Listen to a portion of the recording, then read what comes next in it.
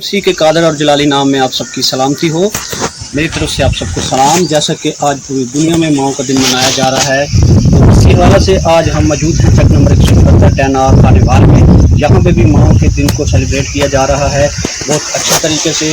तो आए हम आपको चर्च के अंदर लिए चलते हैं जहाँ माओ को सेलिब्रेट किया जा रहा है।